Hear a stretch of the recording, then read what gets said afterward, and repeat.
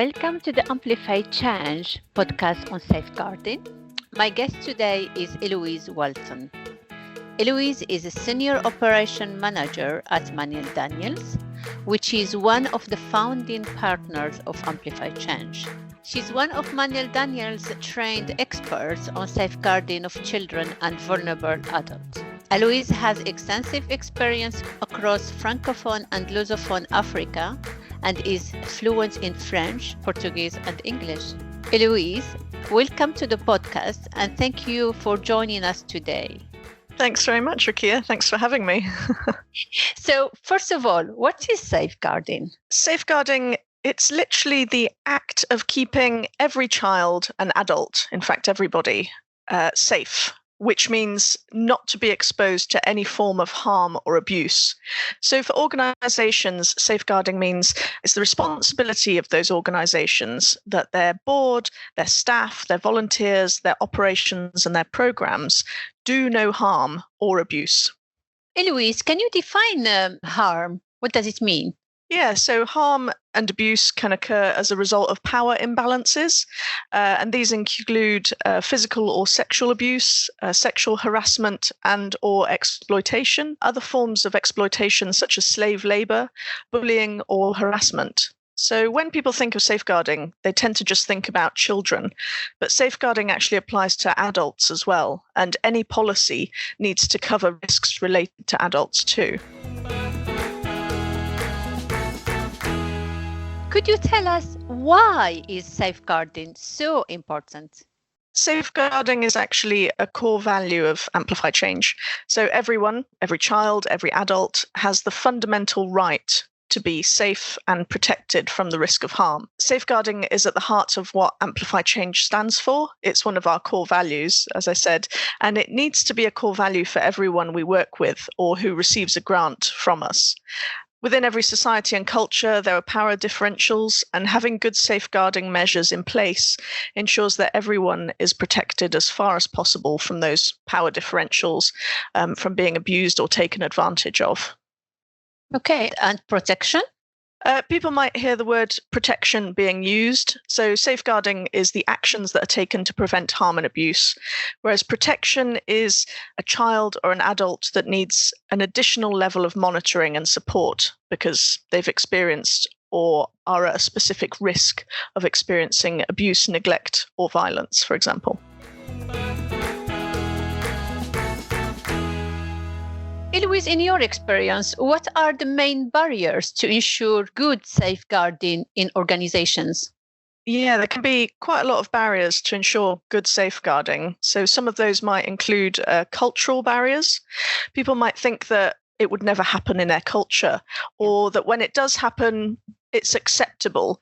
One of the examples we come across sometimes is child marriage under the age of 18, or someone in the organization has a relationship outside of the organization with someone who's under 18. AmplifyChange regards anyone under the age of 18 as a minor, and the organizations it works with and funds share that view regardless of the laws of the country in which they operate. So all grantees have to sign up to AmplifyChange's universal safeguarding principles, and these are in the grantee contracts. Other barriers include knowledge. People don't understand sometimes much about the issue or don't know what to do if a safeguarding issue occurs. Safeguarding is seen quite often as a tick in the box exercise. So an organization might, Google safeguarding policy and copy paste something they found off the internet to fulfill the criteria. But finding a policy online or quickly developing one, in a rush without really thinking about it, doesn't mean that one really understands the issues. Eloise, regarding the knowledge barrier, what advice could you give organizations? Yeah, so organizations should discuss the issue both internally and externally and know their own situation. So this means identifying who their beneficiaries are and who they work with to define whether they are children or adults and what are the likely safeguarding risks in their situation and country. Going online to copy and paste another organization's safeguarding policy is not enough, as it would not be specific or relevant to the organization. There are other barriers as well, such as people not taking the issue seriously enough, thinking it won't happen in their organisation. We do hear sometimes, oh, we've never had a problem before, and we'll deal with it if and when it happens. It's better to be prepared really in advance than to have to deal with something if it happens. Also, victims being blamed or not believed can be a barrier. People worrying about coming forward with concerns. They think they might be penalised in some way for causing trouble, or feel something is wrong but have no direct evidence, so they don't really want to speak up. Another one is also organisations or people worrying about getting the police involved, as in some areas or some contexts, this could lead to further problems. But safeguarding issues can and do occur, and when they do, you need to be ready to respond quickly and appropriately. Otherwise, the situation can get out of hand very quickly and even more damage is done. What I take from that is safeguarding is a universal issue first, and that each organization should be prepared for it as for any other risks. This safeguarding risk should be identified and included in all policies, and people need to be aware of them. Yes, absolutely. Organizations should always be alert for any potential safeguarding issues.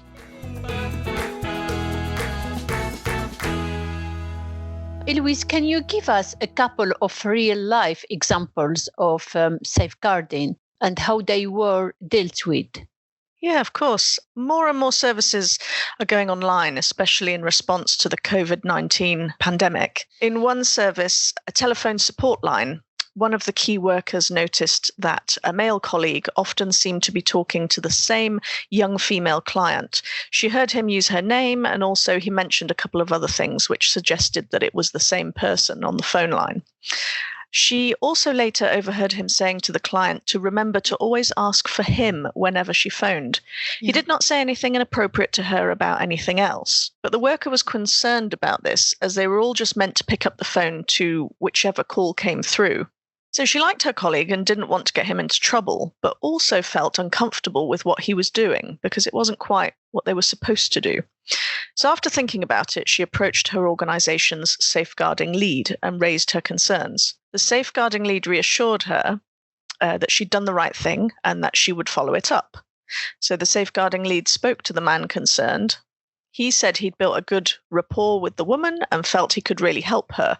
But the safeguarding lead reminded him about the safeguarding policy and that calls should be taken at random. So whenever there's the next call, whoever's free would pick up the phone, and people shouldn't be asking for a specific helpline person. Yeah. So she said that the next time the caller rang and asked for him, he needed to say that he was tied up with something else and it was best to speak to a colleague. So the safeguarding lead also rearranged for all of the telephone support team to have a reminder training about the policy and what was and wasn't appropriate communication and behavior. So that's, one example, really. Yeah. So it is therefore instrumental to have training sessions to prevent compromising situation.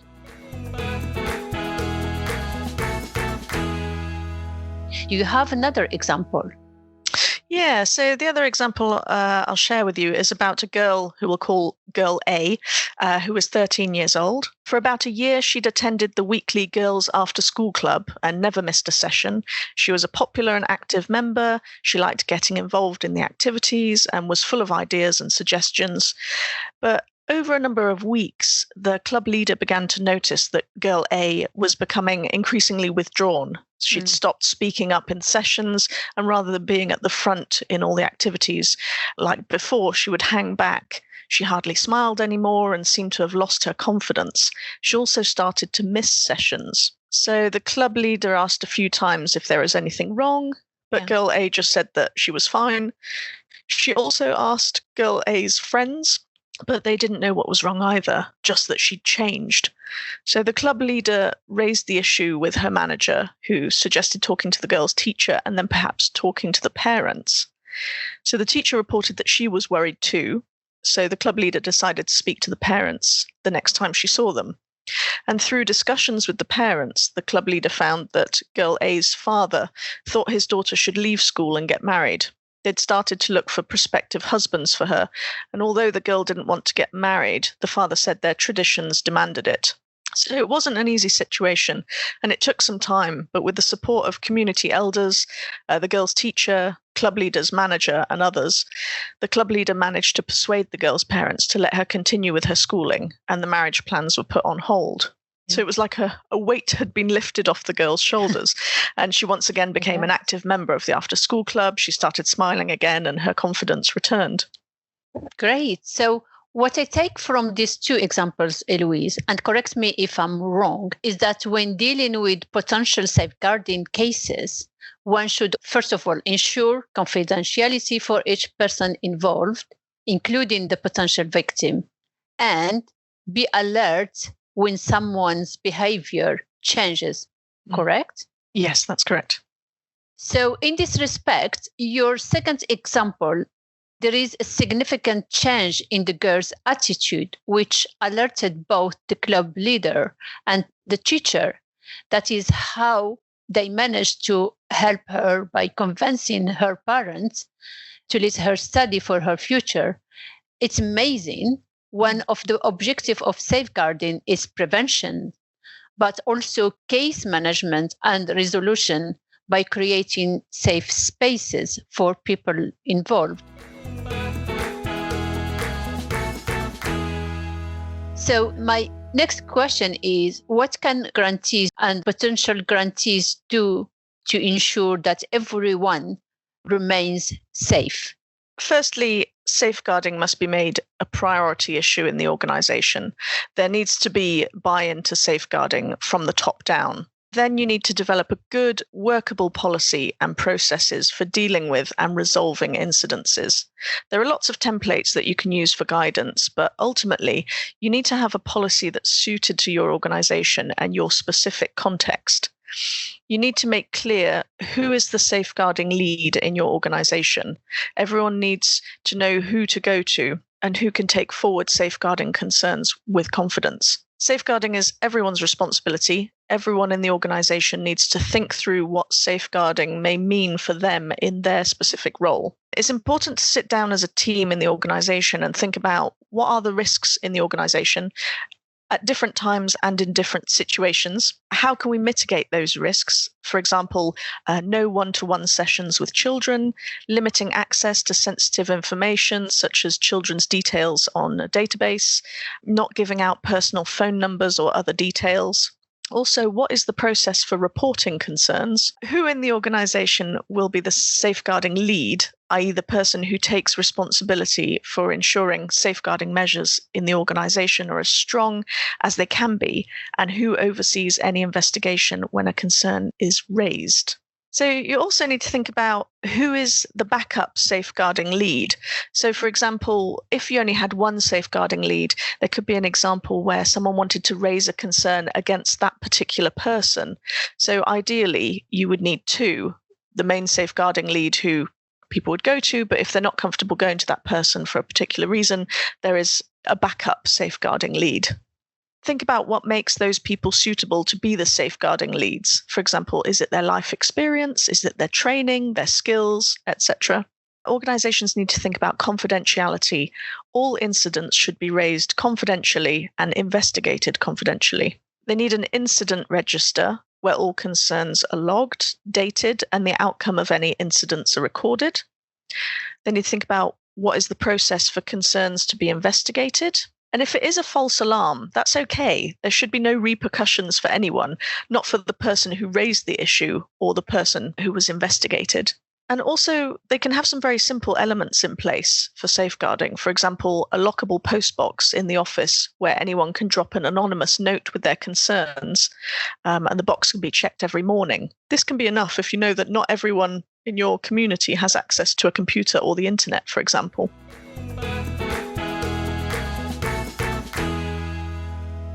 Eloise, is there other thing to consider or to think about to include in safeguarding policy? Organizations also need to think about where the incident register is kept. It should be kept in a safe place, ideally, a lockable cabinet, so not everyone has access to it. And they should also think about who has access to that incident register. What timescales should be involved in investigating an incident? Ideally, the policy should state, how long things will take for an investigation. They should think about how to write an accessible policy that covers children and adults that everyone can read and sign. So if your organization works in a country where English isn't the main language spoken by everyone, then an English language policy may be good for a donor to read, but it would be no use to the beneficiaries of your organization, for example. Often we do see policies available only in English in Francophone countries, but not all staff and volunteers may be able to read and understand English. So there is a need to translate the policy and sometimes to do it in different languages to ensure that it's adequate in the context and that each person in the organization can effectively read and understand it. Also, the policy needs to be reviewed each time there's an incident and updated if necessary. So it's a good idea to have version control. And also think about training.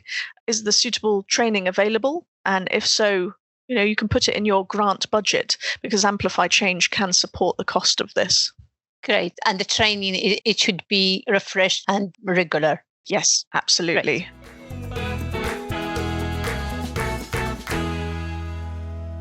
Eloise, the question AmplifyChange often gets from organization, our grantee, is why should they also include vulnerable adults if their beneficiaries, if they are working mainly or their work involves children? Yeah, I can understand that, why they're asking that. But the answer is really because the safeguarding policy covers everyone. It's not limited to the organization's beneficiaries. So it also includes staff and volunteers. And there can be cases of abuse between a person who is high in the organization's hierarchy and a young volunteer who may be new to the organization, for instance. Any final thoughts, Eloise, you would like to share with our listeners? Yeah, so in terms of safeguarding, some key takeaways I would advise for organizations is to be prepared. Everyone in the organization needs to know what to do. Confidentiality is key, so everyone should feel confident that they can come forward to raise any safeguarding issue or concern and that it will be dealt with in confidence and investigated. AmplifyChange has a guidance document that is accessible on our website at www.amplifychange.org. And this includes pointers on what is defined as harm and also things to think about when developing or updating your safeguarding policy. And the document will help you as you write your safeguarding policy or strengthen the one that you have. And lastly, I think it's always good to err on the side of caution. So never be afraid to raise something if you think something doesn't feel right or seems odd, even if there's no direct evidence. It's always better to be safe than sorry. Great, amazing. Thank you very much, Eloise, for your insights and for being with us on this podcast. And thank you for this interesting highlights on that important issue for organization AmplifyChange works with. Thank you very much. Thank you very much. Thanks for having me on the podcast. Next time on the AmplifyChange podcast. Hello, my name is Rkia Sayar, and I am the Sexuality and Network Coordinator at the Women's Rights Program, which is one program at Association for Progressive Communication, APC. And I'm a happy guest at the new podcast from AmplifyChange, which is about online advocacy. And so please listen to it and learn more about online advocacy and be gentle with me as I'm trying to be gentle with everyone else.